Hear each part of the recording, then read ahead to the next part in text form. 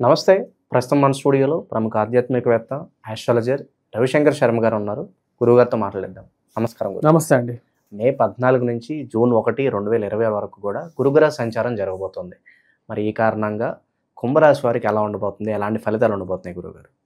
కుంభరాశి వారికి ఈ యొక్క గురుగ్రహ సంచారం చాలా రిలీఫ్ అనేది వస్తుంది. ముఖ్యంగా వచ్చేటప్పటికి ఏలినాటి శని ప్రభావ రీత్యా గత 5 సంవత్సరాలు చాలా కష్టాన్ని అనుభవించారు. ఎందుకంటే గోచార రీత్యా గురువు సరైనటువంటి స్థితిలో లేకపోవటం, శని యొక్క ప్రభావం అంటే జన్మరాశిలో ఉన్నప్పుడు ప్రభావం చాలా ఎక్కువగా ఉంటుంది.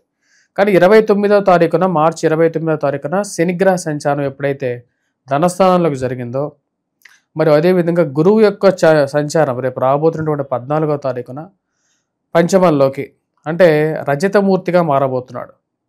ఇప్పటి వరకు లోహమూర్తిగా ఎటువంటి ఫలితాన్ని ఇవ్వకుండా నిష్ఫలితాన్ని ఇచ్చినటువంటి గురువు ఇక మీదట 3/4 వంతు అంటే 100లో 75% పనులు సమకూరేటట్లుగా గురుబలాన్ని ఇచ్చేటువంటి స్థితిలోకి ఉన్నాడు.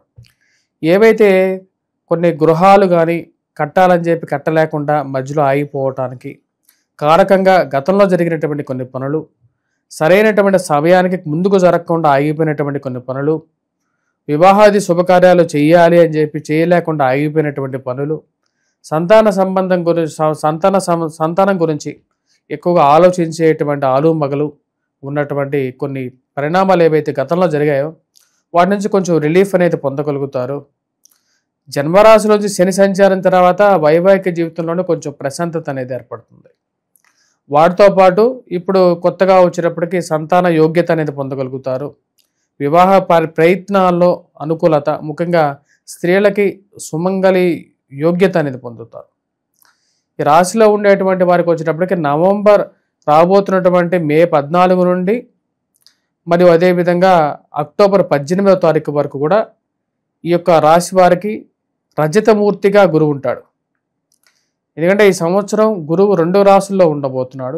రాబోయే 8 సంవత్సరాలు కూడా అదేవిధంగా 8 సంవత్సరాలు 2 రాశుల్లో ఉంటూ ఉంటాడు, ముందు వెనకాల ఉంటూ ఉంటాడు. మే 14 నుండి అక్టోబర్ 18 వరకు తను 3/4 వంతు శుభ ఫలితాలు ఇస్తూ రజతమూర్తిగా ఉంటాడు. తదుపరి అక్టోబర్ 18వ తారీఖు నుండి మళ్ళీ తిరిగి అంటే డిసెంబర్ 5వ తారీఖు వరకు కూడా, డిసెంబర్ 5వ తారీఖున చెప్పండి, నవంబర్ 11వ తారీఖు వరకు చెప్పచ్చు. ఆ యొక్క కొంచెం కాలం మటుకు ఈ రాశి వారికి మళ్ళీ తిరిగి తను తామ్రమూర్తిగా ఉంటాడు. అంటే 1/4 వంతు శుభ ఫలితాన్ని, 3/4% కొద్దిగా అశుభ ఫలితాన్ని ఇస్తాడనమాట. కానీ ఈ సంవత్సరం మనం చూసినట్లయితే మనం ఇనీషియల్గా అంటే ఉగాది సంవత్సరం ఆరంభంలో వీళ్ళకి ఆదాయ వ్యయాలు సరిసమానంగా ఉన్నాయన్నమాట. మరి ఖర్చుకారకుడు ఎవరు? శని యొక్క స్థితి బాగానే ఉంది కంపేరేటివ్గా గత సంవత్సరంతో పోల్చుకుంటే. మరియు అదేవిధంగా గురువు రజతమూర్తిగా మారిపోయాడు, శని కూడా రజతమూర్తిగా ఉన్నాడు. మరి ఎవరు కష్టాన్ని కలిగించబోతున్నారు అంటే ఈ సంవత్సరం ఖర్చుకారకుడు రాహువు జన్మరాశిలోకి రాబోతున్నాడు. జన్మరాశిలోకి రాబోతున్నటువంటి రాహువు కొన్ని కష్టాన్ని కూడా కలిగించగలడు. ఎందుకంటే సప్తమంలో కేతువు ఉన్నాడు కాబట్టి కేతువు యొక్క ప్రభావం అనేది కొన్ని కష్టాన్ని కలిగించే విధంగా ఉంటుంది. కానీ ఈ సంవత్సరం గురుగ్రహ సంచారం అనేది కొంచెం యోగ్యతను ఇవ్వగలుగుతుంది.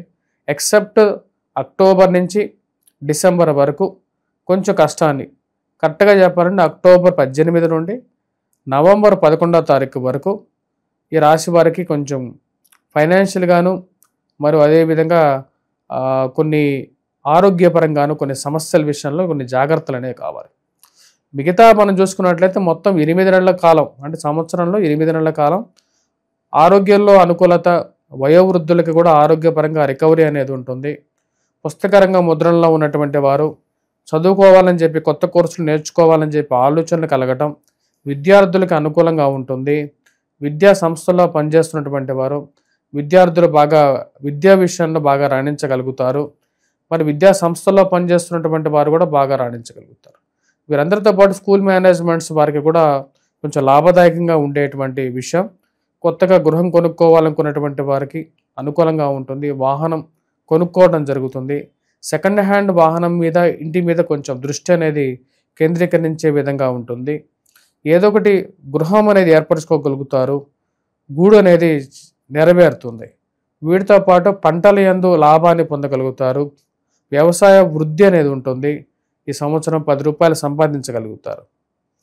మరియు అదేవిధంగా నూతన ఉద్యోగ ప్రయత్నాలు ఆరంభించడం జరుగుతుంది. ఆ ఉద్యోగాల్లో కొంచెం ఎక్కువగా ఇంక్రిమెంట్ రావటం, ప్రమోషన్స్ గురించి ప్రయత్నాలు అనేది ఆరంభించుతారు. వాటిలో కూడా విజయాన్ని సాధించగలుగుతారు. ఈ రాశిలో ఉండేటువంటి వారికి ముఖ్యంగా సంతానం గురించి ఎవరైతే ప్రయత్నాలు చేస్తున్నారో వాటిలో కొంచెం ఒక పాజిటివ్నెస్ అనేది కూడా ఈ యొక్క పీరియడ్లో జరగడానికి ఆస్కారం అనేది గోచరిస్తూ ఉన్నది. వీటన్నిటితో పాటు ఈ యొక్క సంవత్సరం మనం గమనించినట్లయితే ఈ రాశిలో వారికి ముఖ్యంగా సుమంగళ యోగం అనేది ఉంది. అంటే వివాహం జరగటానికి కుంభరాశి వారికి సరైనటువంటి సమయంగా కూడా చెప్పవచ్చు. ఇంట్లో శుభకార్యం జరగటం అనేది ఒక మంచి పరిణామంగా గోచరిస్తూ ఉన్నది. శుభకార్యంతో పాటు ఈ యొక్క రాబోతున్నటువంటి ఈ యొక్క సంవత్సరం ఈ రాశి వారికి ముఖ్యంగా బంధువులు, స్నేహితులతో సత్సంబంధాలు అనేది ఏర్పరచుకోగలుగుతారు.